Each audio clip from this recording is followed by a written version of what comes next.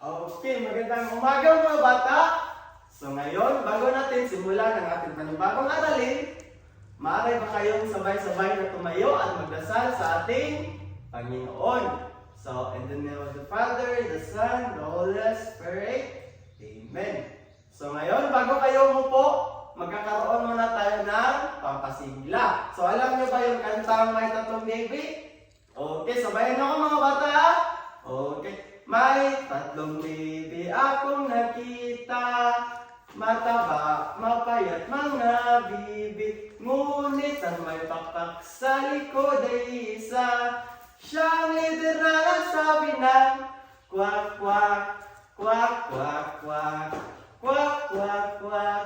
Siyang literal at sabi ng kwak kwak. Okay mga bata, so bago kayo umupo, pulutin nyo muna ang inyong mga nakikitang kalat sa ilalim ng upuan. So, bago natin simulan ang ating panibagong aralin, so, basahin muna natin ang ating mga alituntunin sa silid aralan na ito. So, una ay looking eyes. So, kapag si teacher ay nagsasalita dito sa harapan, saan ang mga mata mga bata dito sa tama kay teacher. So, pangalawa naman ay listening ears. So, kapag si teacher ay nagsasalita sa harapan, mga bata makinig ng tama, makinig ng mabuti.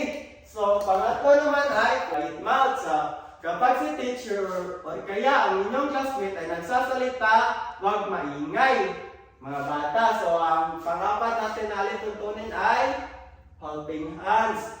So, kaya naman mga bata, kapag may nakita kayong mga classmate na nahihirapan, ano ang gagawin? Yes, tama, tutulungan. So, ang galing ni May. So, ang panglima mga bata ay walking fit. So, kapag naglalakad kayo dito sa ating silid-aralan ay mag-ingat at siguraduhin natin na walang mababasag o hindi tayo makakabasag. So, panghuli mga bata ay caring heart. So, kapag may nakikita kayong medyo hindi okay, so ano ang gagawin? So sasabihin kay teacher kung ano ang nangyayari. So, okay mga bata, naiintindihan nyo ba mga bata? Okay, so ngayon mga bata ay, so mga bata, may takdang aralin ba tayo kahapon mga bata? Oo, meron. So, pasa nyo ang inyong mga kwaderno sa so, okay mga bata, aking kukunin mga bata ng mga kwaderno ha, para ma-check ni teacher. So, okay mga bata, so may ipapakita ko sa inyo mga bata at may tatanong ako. So, ang gagawin nyo, kung alam nyo ang sagot or kaya ang tanong ko, maaari kayong itaas sa kamay. So, ito yung mga bata. So, ang unang tanong ko, ano ang pinagkakaiba ng tatlong ito? Okay, May, bakit? Anong pinagkakaiba ng tatlong ito? Okay, tama. So sabi ni May, ang tatlong ito ay may pagkakaiba ng haba. So tama si May. Ano ba? Meron pa ba? Okay, Gerald, ano ang pinagkakaiba nito ng tatlo? So ang sabi ni Gerald, tama si Gerald. So ang sabi ni Gerald ay may mahaba daw, pinakamahaba at mas mahaba. So tama. So ang galing nyo mga bata. So palakpakan natin ang ating mga sarili mga bata. So bakit maingay dyan? So di ba ang unang alituntunin natin kapag nagsasalata si teacher ay ano yung bata okay, makinig ng mabuti. So okay, so kayo sa likod, wag kayong maingay mga bata kapag nagsasalita si teacher. So okay mga bata, so ang ating panibagong aralin ay tatalakayin natin ang mga salitang mahaba, mas mahaba at pinakamahaba. So okay, tama. Tatalakayin natin ang mga salitang iyon. So ngayon, pagkatapos ng ating aralin na ito, matutunan nyo ang mga salitang mahaba, pinakamahaba at mas mahaba. So matutunan nyo rin kung paano ihambing ang mga bagay gamit ang mga salitang iyon. So, okay, sa unang larawan mga bata ay mga lapis. So, makikita nyo sa mga lapis mga bata ay may mga numero. Yung unang lapis, pangalawang lapis, at ang pangatlong lapis. So, makikita nyo sa larawan mga bata, ang mga lapis ay may sukat. So, saan kaya dito ang mahaba? Pinakamahaba at mas mahaba. So, yes, Pedro, saan lapis dito ang mahaba? So, ano yun, Pedro? Hindi ko marinig eh. Okay, tama si Pedro, mga bata. Ang lapis na mahaba ay yung unang lapis. Dayon, saan naman dito ang mas mahaba? Yes, Vincent. Ano yun, Vincent? Yung pangalawang lapis. So, tama si Vincent, mga bata. Yung pangalawang lapis ay yun ang mas mahabang lapis. Dayon, sa susunod naman ay yung pinakamahabang lapis. So, alam na natin, mga bata, kung ano yung pinakamahabang lapis, yung pangatlong lapis. So, uulitin ko, mga bata, saan dito yung mas mahabang lapis? Anong numero yan? Yes, tama, mga bata. Ang pangalawang lapis ang mas mahaba. At ang pinakamahaba naman ay ang pangatlong lapis. So ngayon naman, mga bata, nadako tayo sa pangalawang larawan. So mga bata, ito yung pangalawang larawan. So makikita natin, mga bata, ay may tatlong babae. So sa tatlong babae, mga bata, ay may pangalan. Una ay si Riza. Pangalawa naman ay si, ano yung pangalawa, mga basa? Ang mga bata, basahin nyo. Tama, si Andrea. At ang pangatlo naman ay si Sarah. So ano ang inyong mapapansin, mga bata? Ano ang pinagkakaiba ng tatlong babae? So, yes, May. Ano nga ulit yung May? So ang sabi ni May, mga bata, ay pinagkakaiba daw ng tatlong babae ay ang kasuotan. So ano ba ang meron sa kasuotan nila? Yes, Joseph. Ano yung Joseph? So, tama si Joseph, mga bata. So, ang pinagkakaiba ng kasuotan nila ay yung sinusuot nila na dress. Tama, mga bata, yung dress. So, yung dress, mga bata, makikita natin na may pagkakaiba ng haba. Tama, mga bata. So, ngayon may tatanong ako, sino sa kanila ang may mas pinakamahabang dress?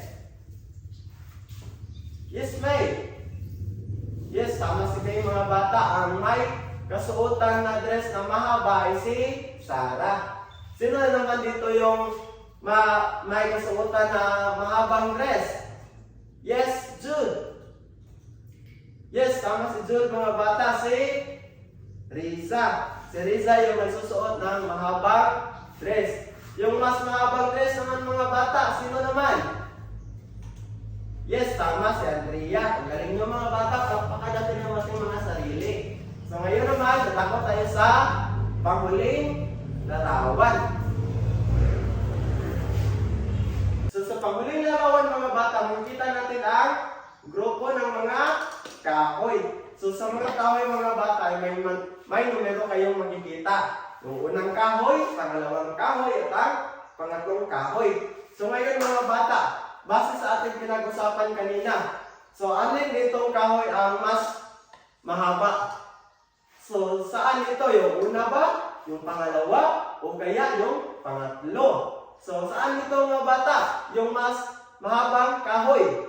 Yes, tama, mga bata, yung pangalawang kahoy. So saan naman dito yung mahabang kahoy? Ano kaya?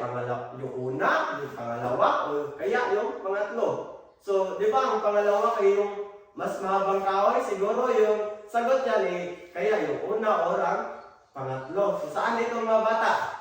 Yes, tama. Ang galing ng mga bata. So, dito naman, mga bata, ang mahabang kahoy ay yung una. Tama, mga bata. So, saan naman dito yung pinakamahabang kahoy? Siyempre naman yung pangatlong kahoy. So, ngayon, mga bata, ay since alam nyo na yung salitang mahaba, pinakamahaba at mas mahabang salita, ay dadako tayo sa, ngayon, mga bata, dadako tayo sa susunod na aktibidad. So sa aktibidad na ito ay hahatiin ko kayo sa tatlong grupo. Ito yung unang grupo, yung pangalawang grupo, at yung may bibigay akong papel sa inyo, mga bata.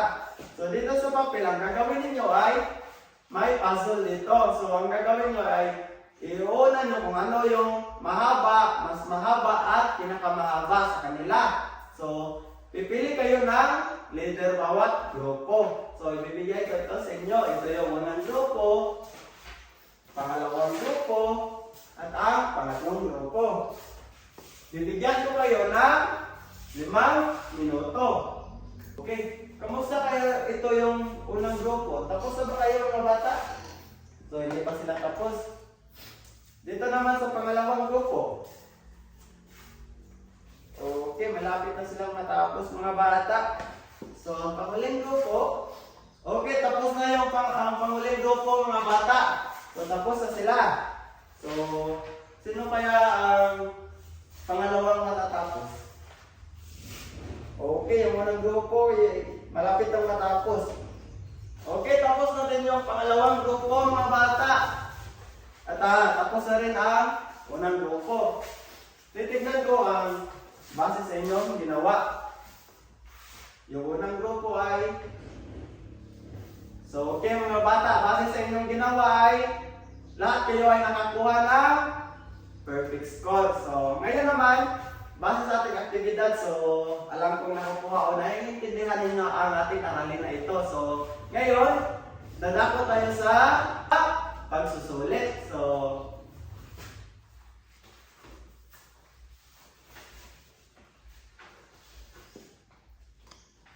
sa ating pagsusulit mga bata, ay tutukuyin nyo lang dito ang mahaba, pinakamahaba at mas mahaba. So, bibigyan ko ito sa inyo. So, bibigyan ko kayo ng 10 minuto. Sasagutan nyo ito sa loob ng 10 minuto mga bata. At pagkatapos ay ipasa nyo dito sa harapan.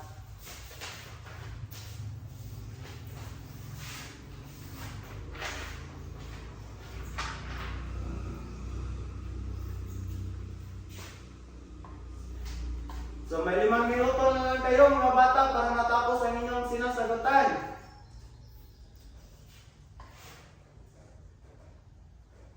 So may 1 minuto na lang kayo mga bata. So tapos na ba kayo mga bata? Pwede na ipasa dito sa harapan.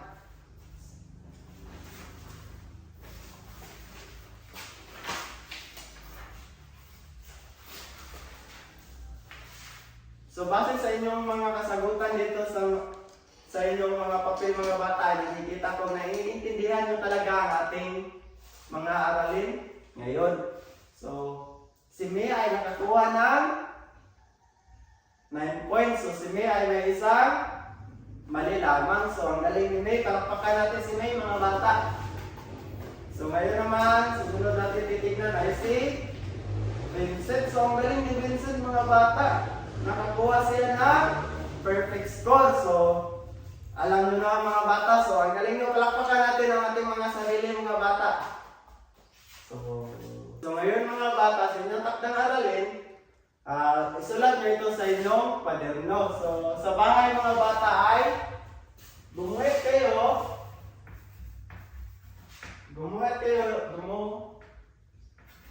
ng 3 bagay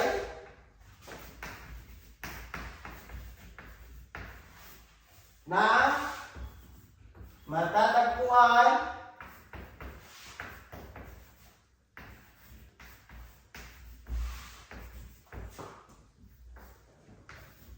sa inyong bahay mga bata. So, ang gagawin nyo, kulayan nyo ito ng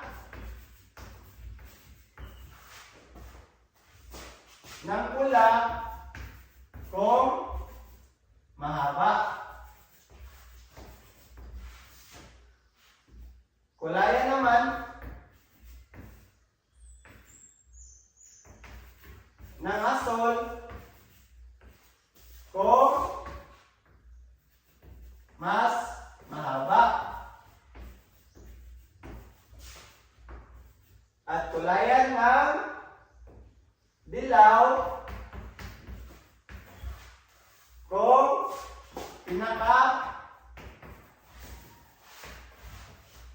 So, salamat sa pakikinig mga bata. So, magkikita tayo ulit bukas. So, mag-ingat kayo pa sa inyong pag-uwi mga bata. So, bye-bye mga bata!